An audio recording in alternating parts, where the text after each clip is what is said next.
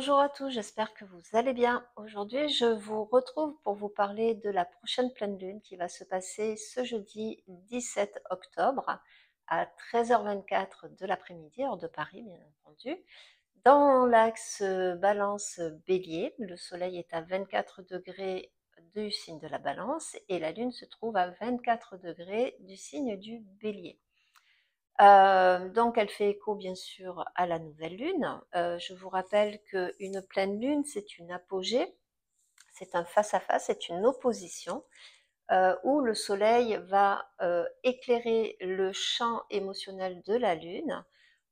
Donc c'est apparemment, j'en suis pas sûre, mais il me semble bien que c'est une super lune, c'est-à-dire que la lune est très proche de la Terre et ce qui fait que la Lune va être très impactante, très pertinente concernant cette phase-là du cycle Lune-Soleil. La Lune en Bélier, c'est une lune qui est passionnée, qui est dans un signe de feu, qui a les émotions, des émotions spontanées, puisque c'est vraiment le signe du spontané, hein, le Bélier. C'est une lune qui a besoin de lier l'action et l'émotion, c'est-à-dire elle a besoin de vibrer quelque part. Alors on retrouve des personnes, par exemple, qui, pour gérer quelque part ce côté émotionnel, vont se passionner pour le sport, pour quelque chose qui les fait vibrer finalement, mais pardon, qui leur permettent de gérer ce côté impulsif, ce côté peut-être émotionnel un petit peu trop débordant. Voilà. Donc, elle est accompagnée de Chiron, ou Chiron, selon comment on veut bien l'appeler. Et je vous rappelle qu'il y a toujours le nœud nord aussi qui est dans le signe du bélier. Alors, Chiron dans le bélier ou Chiron dans le bélier, face à cette lune, Chiron c'est la blessure. C'est un astéroïde qui vient de la ceinture de Jupiter et qui porte le nom d'un centaure, ce qui tombe bien puisque l'ascendant de cette pleine lune, c'est le Sagittaire. Et nous avons un aspect très sympathique avec Jupiter qui maîtrise donc le Sagittaire. Jupiter qui, je vous le rappelle, a commencé sa rétrogradation.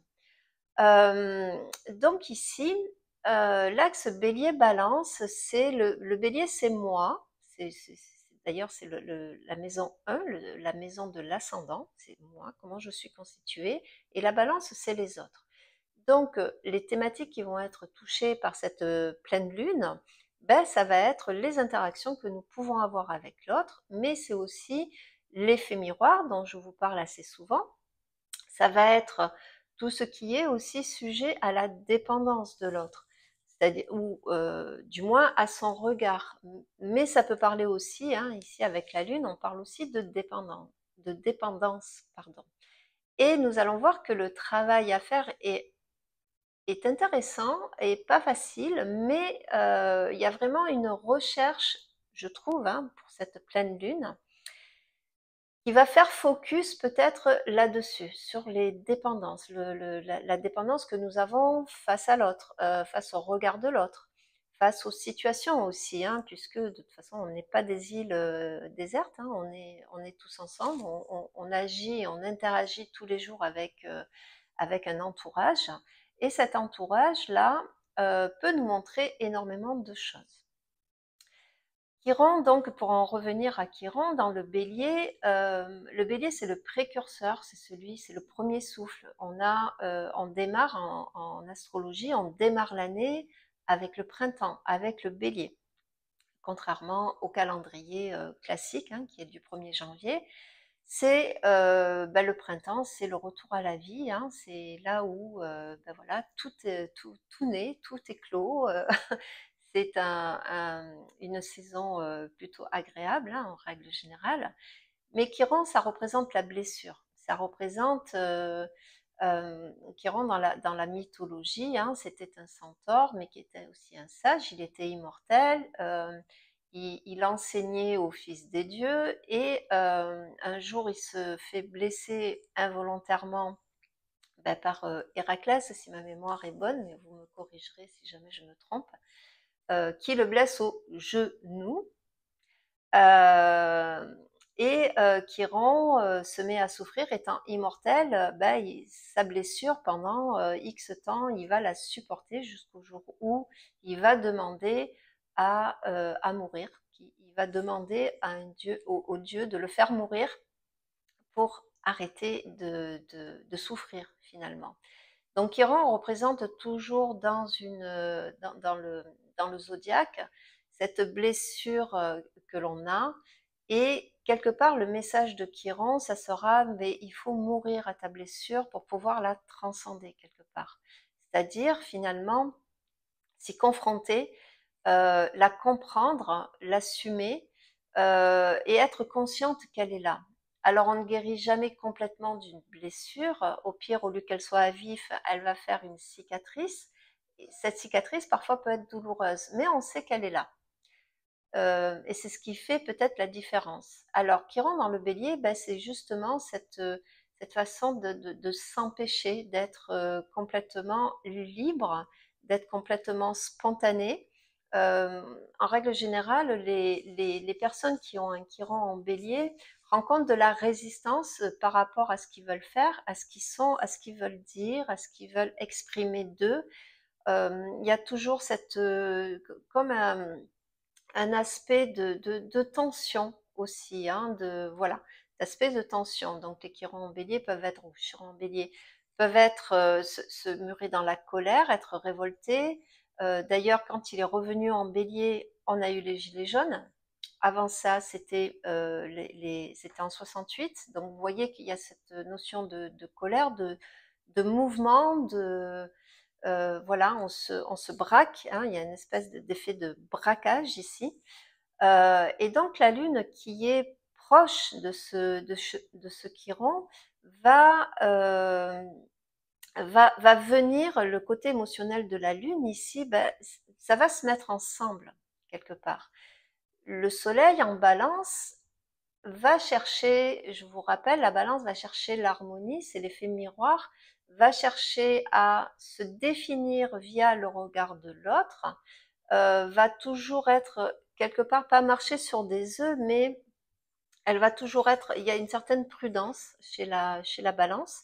Euh, et donc du coup, ce face à face va venir nous interroger sur nos interactions, va venir s'interroger sur la place que nous occupons aussi parmi les autres, va nous interroger sur la dépendance que nous avons vis-à-vis de l'autre, puisque nous ne pouvons pas vivre tout seuls selon nos propres lois et nos propres règles, hein. Nous dépendons aussi de notre entourage. Et donc ça va venir nous interroger là-dessus. Euh, dans la carte de cette pleine lune, nous pouvons remarquer que la lune est chez elle en maison 4, donc le foyer, les racines, hein, mes mémoires, d'où je viens, et le soleil est en maison 10, donc c'est la maison du Capricorne, la maison du pouvoir, donc ici du pouvoir que l'autre peut avoir sur nous, des influences, de notre côté influençable, de notre côté euh, qui veut quelque part se démarquer, être soi-même, mais qui est peut-être empêché par les circonstances, par l'autre, par son éducation, par sa famille, oui, la famille, les amis. Vous pouvez peut-être actuellement avoir un projet, avoir des désirs, et vous entendez peut-être des discours de dire mais non, il ne faut pas le faire, mais t'imagines si tu fais ça et comment. Vous voyez ce côté un petit peu où on cherche soit, on cherche à vous freiner, ou soit vous-même vous hésitez, parce que c'est quand même la balance, hein, vous hésitez entre deux options, entre comment je peux dire ça, deux positionnements. Vous avez des décisions à prendre et vous ne savez pas trop laquelle puisque vous pensez aux conséquences. La conséquence d'une décision, la conséquence d'une attitude, la conséquence d'une parole.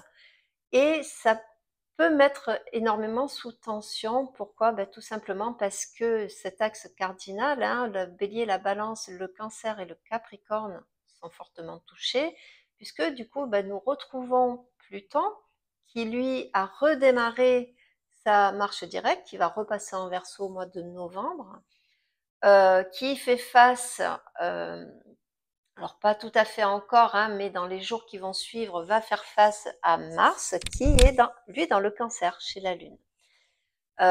Donc Pluton-Mars, ils se connaissent, puisque ce sont les 2 maîtres du Scorpion, hein, pardon.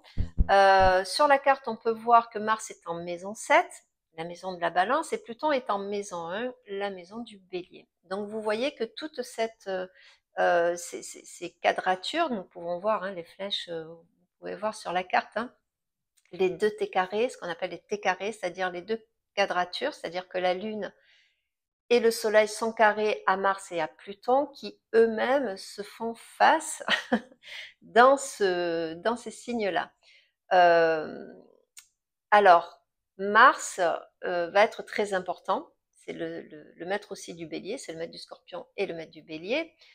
Il va passer en Lion, il va s'arrêter, il va reculer, il va retraverser tout le signe du Cancer. Et ici, pour cette pleine lune, entre la Lune et Mars, ils sont ce qu'on appelle en réception mutuelle, c'est-à-dire que chacun est chez l'autre. Mais ils n'aiment pas du tout là où ils sont. Voilà, Mars n'apprécie pas la décoration de Madame la Lune et Madame la Lune n'apprécie pas la décoration de Monsieur Mars. Donc, d'où ce carré, cette quadrature. Mars dans le Cancer, il n'est pas à l'aise du tout. C'est dans un signe d'eau.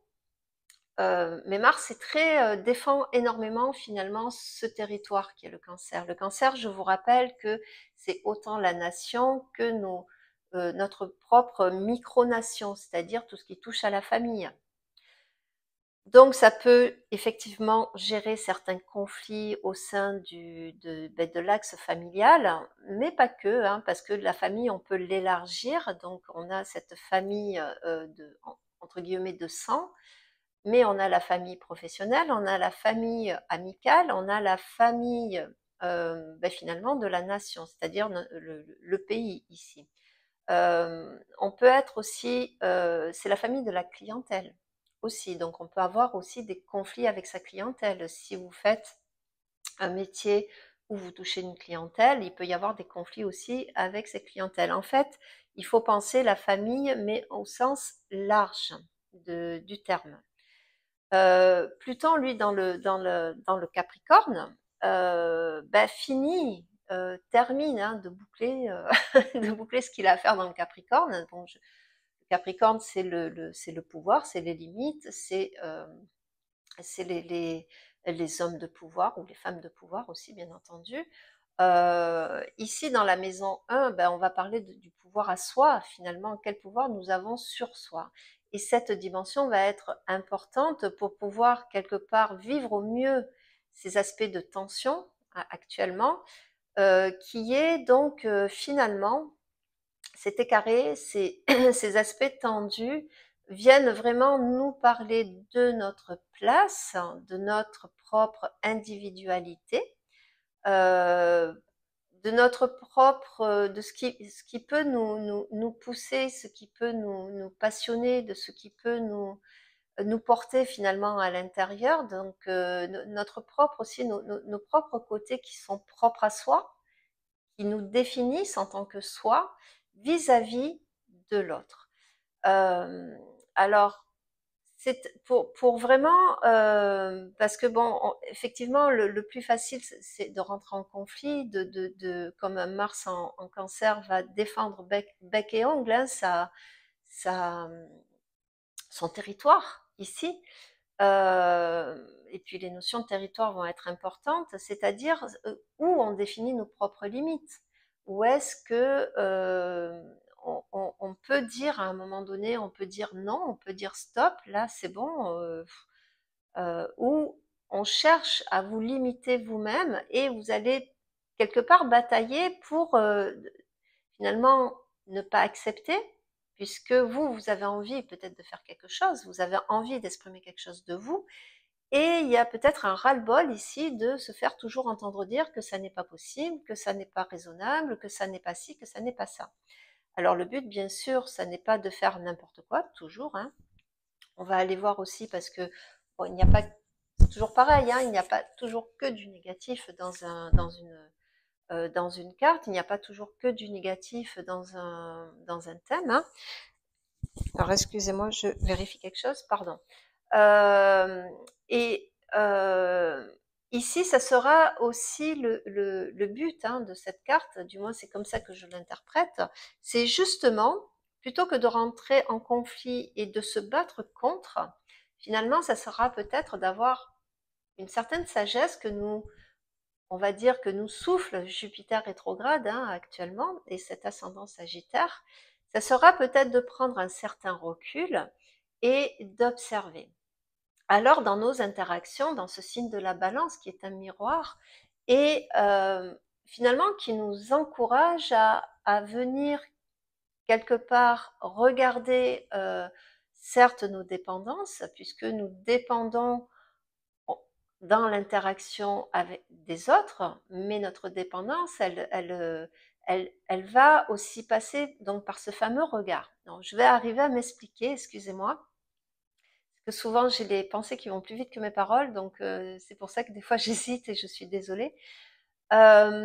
Ici, ça sera de regarder peut-être ce que inspire l'autre. C'est-à-dire que dans cette carte, il y a aussi cet aspect-là que je voulais développer quand je l'ai vu, c'est-à-dire que parfois on a des personnes qui disent des choses, qui font des choses et qui nous inspirent. Et ça sera peut-être d'avoir ce regard un peu plus calme. C'est pas le fait de définir les propres limites des autres, mais peut-être de regarder ses propres limites à soi, ses propres inspirations. On peut toucher avec cette pleine lune euh, des choses que l'autre fait, que l'autre dit, et qui amènent de la frustration quelque part parce que cette forme de liberté, cette forme de pouvoir qu'a l'autre vient nous parler finalement des propres limites que nous nous mettons à nous. Je ne sais pas si j'arrive à être assez claire dans mon propos et j'en suis désolée, je vais essayer de développer ça. Parce que le carré, finalement, je vous rappelle que ça nous encourage, et c'est le travail qui est demandé, c'est de couper court à certains schémas, certaines répétitions, à une certaine forme de pensée, certaines attitudes. Et quand vous avez, je vais essayer de vous donner un exemple, vous avez toujours envie vous avez toujours envie de voyager, de parcourir le monde, et vous vous en empêchez parce que vous avez des responsabilités, parce que ce qui est normal, hein, on ne peut pas toujours faire ce que l'on veut. Par contre, dans votre entourage, ou peut-être, je ne sais pas, sur les réseaux sociaux, ou peu importe où c'est, vous suivez une personne qui, elle, voyage, va voir des pays que vous rêvez de connaître, et là, on a deux attitudes. C'est-à-dire qu'on peut envier cette personne, on peut avoir ce regard qui fait que on s'empêche. Il y a une forme de frustration à l'intérieur de soi. Et alors, on peut tomber dans la critique facile de dire, de montrer du doigt, de dire oui, mais elle n'a pas de famille, oui, mais elle ou lui n'a pas ci, n'a pas ça. Et si vous voulez, ça nous rapporte à ce côté envieux, à ce côté frustré de finalement voir quelqu'un d'autre, parfois vivre la vie qu'on aimerait avoir. Alors ça, c'est un piège dans lequel, surtout sur les réseaux sociaux, on tombe très souvent, hein. Et là, ça serait peut-être de s'apercevoir de ce côté-là, euh, de ce côté, de se dire, ben, ouais, quelque part, parce qu'on dit souvent, bah, cette personne-là a de la chance, et bien, ça m'embête qu'elle ait cette chance-là, parce que moi, je ne l'ai pas dans la vie. Parce que moi, ben oui, parce que vous n'êtes pas au même endroit, vous. Mais par contre, c'est de trouver cet endroit aussi en nous qui passe de l'envie à l'inspiration, qui passe de l'envie à une ouverture vers, ah ben tiens, pourquoi je mettrais pas cette énergie-là à, à échafauder, à élaborer la possibilité de le faire. Là maintenant, je ne peux pas le faire. Là maintenant, je suis retenu, je suis dépendant d'une certaine vie, d'une certaine situation de vie, mais rien ne m'empêche peut-être de commencer, je sais pas, si vous voulez voyager, de mettre des économies de côté, par exemple, petit à petit, d'acheter, de me projeter, d'organiser ce fameux voyage que je veux faire. Et je vais peut-être suivre cette personne, elle va peut-être me montrer des choses, parce que dans ce pays-là, vu qu'elle y est, elle va me montrer peut-être des endroits sympathiques, des pièges sur lesquels ne pas tomber. Vous voyez, c'est vraiment transformer cette blessure, cette frustration inspirée par Chiron ici, d'élargir, de pas s'emmurer hein, dans ce conflit intérieur. Pardon, excusez-moi. J'ai le café qui remonte, je suis désolée. Et ça va être et c'est d'apprendre et d'activer ce fameux trigone et sextile à Jupiter en plus. Hein. C'est-à-dire, c'est d'avoir cette sagesse, cette philosophie de se dire qu'est-ce que me montre l'autre, qu'est-ce qui peut m'apporter en termes d'information finalement. Et si vous avez un conflit, si vous avez l'impression qu'on empiète un peu trop sur votre territoire finalement, alors le territoire, toujours pareil, hein, c'est le ramener au sens large, élargi. Hein. Votre propre territoire, ce sont vos propres limites, tout simplement. C'est de venir quelque part se démarquer, vraiment être conscient de sa limitation, de son propre territoire, de ses propres inspirations, mais au lieu de tomber peut-être dans certains travers, dans une certaine facilité de montrer, de pointer l'autre du doigt, hein, ça sera et c'est pas toujours évident bien sûr à faire, hein, surtout quand on se sent finalement agressé par l'autre, ou des fois on agresse l'autre, hein, sans qu'on le veuille ou pas, c'est pas forcément quelque chose qui est attrait à un mauvais caractère ou autre, c'est juste que souvent on se défend contre quelque chose.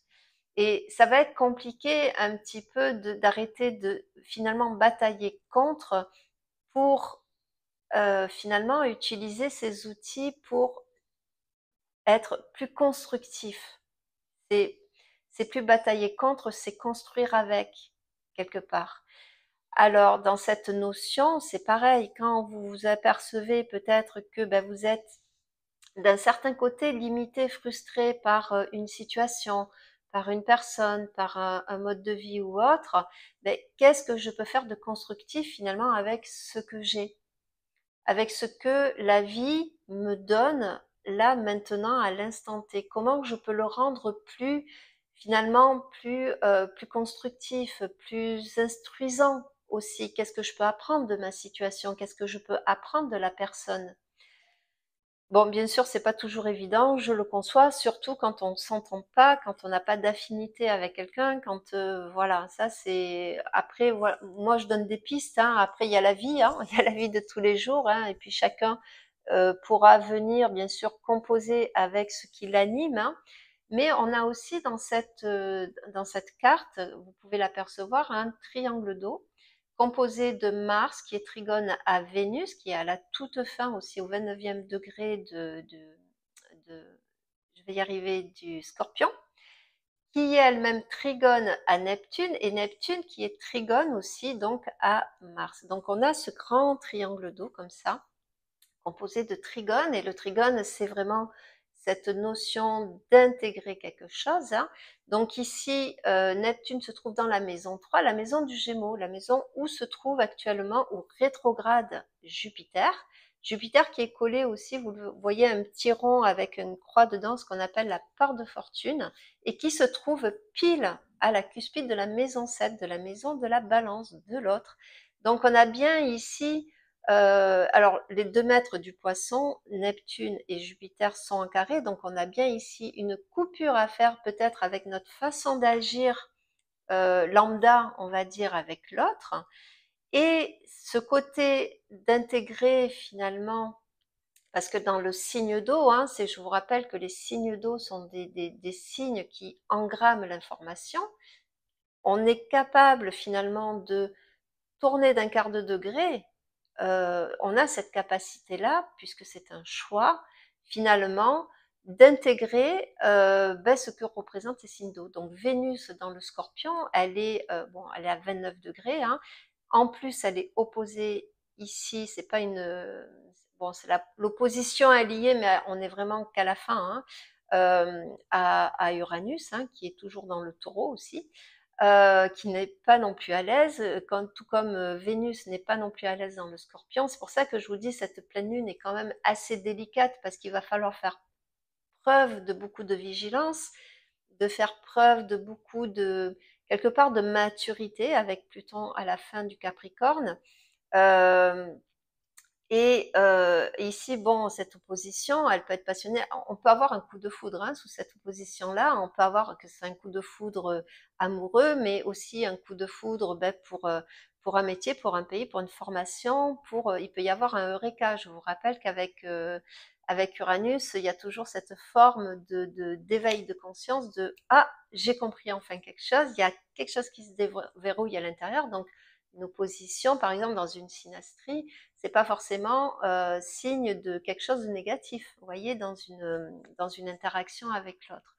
Donc il y a quand même ce côté intégré, ce côté d'intégratif, ce côté ok, je commence à finalement définir les choses d'une autre façon parce que j'aimerais avoir une rupture quelque part avec cet carré, hein, de travailler à cette rupture de schéma, à mettre fin à une situation peut-être qui est conflictuelle, qui est remontée ici, hein, qui peut remonter, soit qui est remontée au niveau de la nouvelle lune du 2 octobre, ou soit vous allez peut-être la voir, l'apercevoir enfin, percevoir ce qui se cachait peut-être sous autre chose, hein, avec Pluton qui repart en marche directe, être face finalement à la situation avec un peu plus de lucidité, avec un peu plus d'informations et d'éléments à votre portée aussi.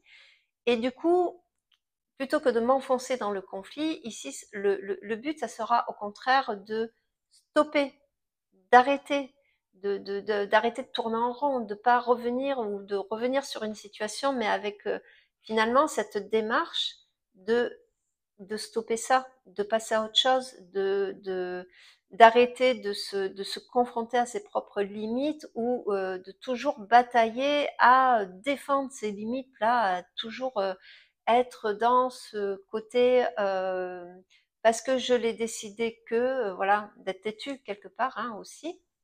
Alors bien sûr, ça ne veut pas dire de tout ouvrir et de tout accepter, hein, on est bien d'accord, hein, c'est pas ce que je suis en train de vous dire, mais peut-être de redéfinir ce côté, voilà, ce côté défensif, de pas rentrer dans le conflit absolument et d'essayer d'aplanir. C'est le but de la balance, hein, c'est le but de cette mise en lumière où sont finalement ces limites et est-ce que quelque part tu ne peux pas composer, rajouter un petit peu d'eau dans ton vin pour aplanir les choses, pour pouvoir avoir une discussion franche, pour pouvoir alors Mercure vient de rentrer dans le Scorpion aussi, hein, donc il a cette capacité à être soit franc du collier ou soit de cacher beaucoup de choses, d'avoir des informations et de les garder pour lui, hein, ça c'est le propre du Scorpion, mais cette possibilité de pouvoir quand même dire les choses enfin,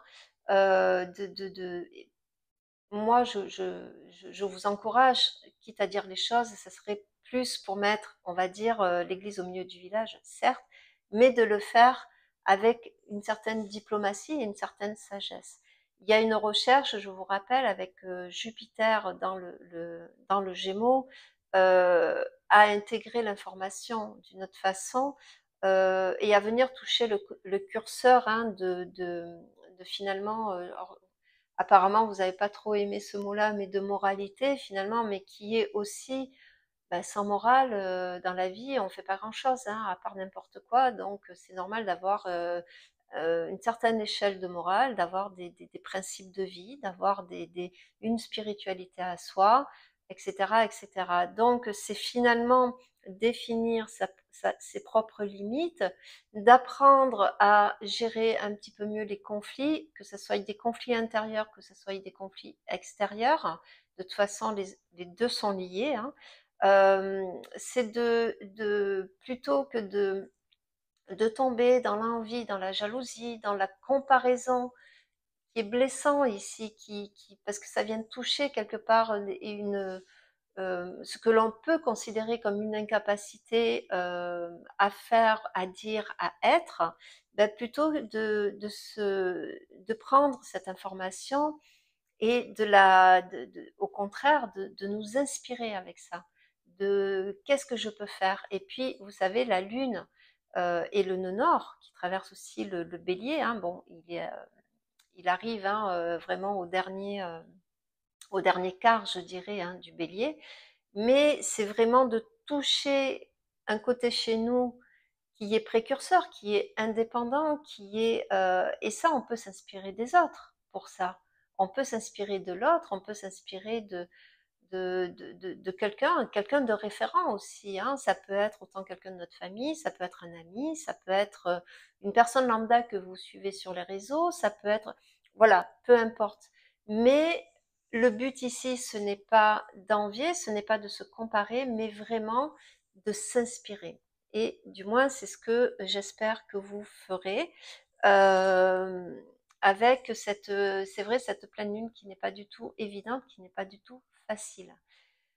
Voilà ce que je pouvais vous dire sur cette pleine lune. En tout cas, moi, que je souhaite la meilleure pour vous. Euh, En dehors de ça, je vous rappelle donc, je vous remercie toujours hein, pour les commentaires, vos abonnements, etc. Vous pouvez retrouver mon travail, je le rappelle, sur ma page Facebook Les Étoiles de Shambhala, où j'écris. Et j'écris ce que j'écris sur les Étoiles de Shambhala.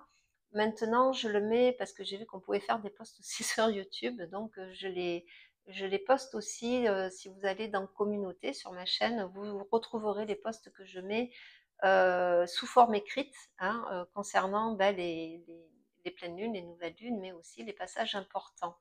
Voilà, je vous souhaite, quant à moi, eh bien, une excellente pleine lune. Courage à nous, ne lâchons rien.